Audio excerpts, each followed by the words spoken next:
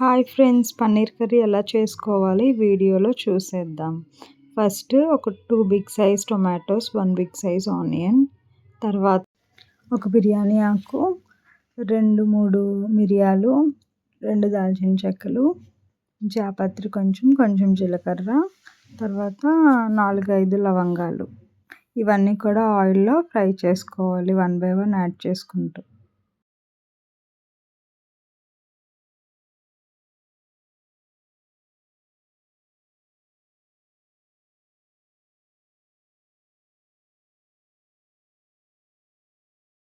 Pinch of salt and 2 ఎండుమిర్చి కూడా add చేసుకొని బాగా ఫ్రై చేసుకోవాలి.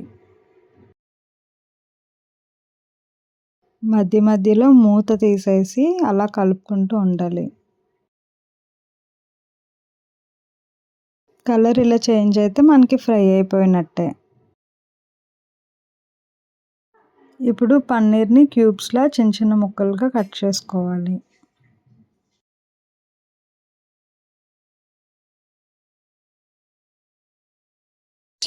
మనం ఫ్రై చేసుకున్న టొమాటో ఆనియన్స్ని మిక్సీ జార్లో యాడ్ చేసుకొని ఫైన్ పేస్ట్ లాగా గ్రైండ్ చేసుకోవాలి.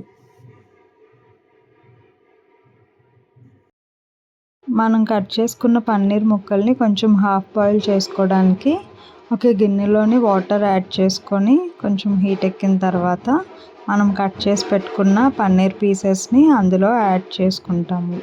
ఒక 5 to 10 minutes బాయిల్ అయిన తర్వాత స్టవ్ ఆఫ్ చేసేయాలి. కొన్ని క్యాష్యూస్ని ఒక బౌల్లో నానబెట్టుకుంటాము. చూసారు కదా, పన్నీర్ పీసెస్ బాయిల్ అయిపోయినట్టే. వాటర్ అంతా స్ట్రెయిన్ చేసేసి ఆ పన్నీర్ పీసెస్ని ఒక పక్కన పెట్టుకుంటాము. ఇప్పుడు స్టవ్ ఆన్ చేసి కడాయి పెట్టుకొని అందులో 2 స్పూన్స్ ఆయిల్ యాడ్ చేసుకుంటాము. ఆయిల్ హీట్ ఎక్కిన తర్వాత ఒకటి మనం ముందుగా తీసుకున్నాం కదా బిర్యానీ లీఫ్, అది యాడ్ చేసుకుంటాము. అది కొంచెం హీట్ ఎక్కిన తర్వాత మనం గ్రైండ్ చేసి పెట్టుకున్న ఆనియన్ టొమాటో పేస్ట్ని యాడ్ చేసుకొని ఒకసారి కలుపుకుంటాము. ఇప్పుడు 1 స్పూన్ అల్లం వెల్లుల్లి పేస్ట్ యాడ్ చేసుకుంటాము.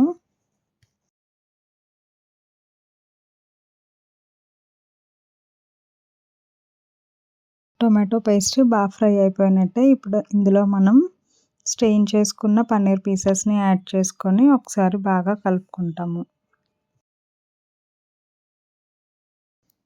ఇప్పుడు 1 స్పూన్ కారం and 1/2 teaspoon salt add చేసుకొని బాగా కలుపుకుంటాము. 200 ml వాటర్ కూడా యాడ్ చేసుకొని బాగా కలుపుకుంటాము. ఇప్పుడు మూత పెట్టేసి ఒక 10 minutes పాటు కుక్ చేసుకోవాలి. 10 minutes తర్వాత మూత తీసేసి ఒకసారి బాగా కలుపుకుంటే పన్నీర్ కర్రీ ఇలా దగ్గరికి అయిపోద్ది.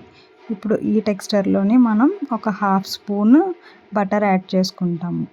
పన్నీర్ కర్రీ బటర్కి చాలా మంచి కాంబినేషన్. ఇప్పుడు మనం నానబెట్టుకున్న క్యాష్యూస్ కూడా యాడ్ చేసుకొని ఒకసారి బాగా కలుపుకోవాలి.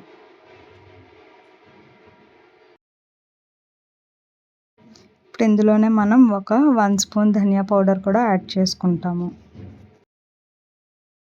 ఇందులోనే మనం 1 స్పూన్ కర్డ్ కూడా యాడ్ చేసుకుంటాము.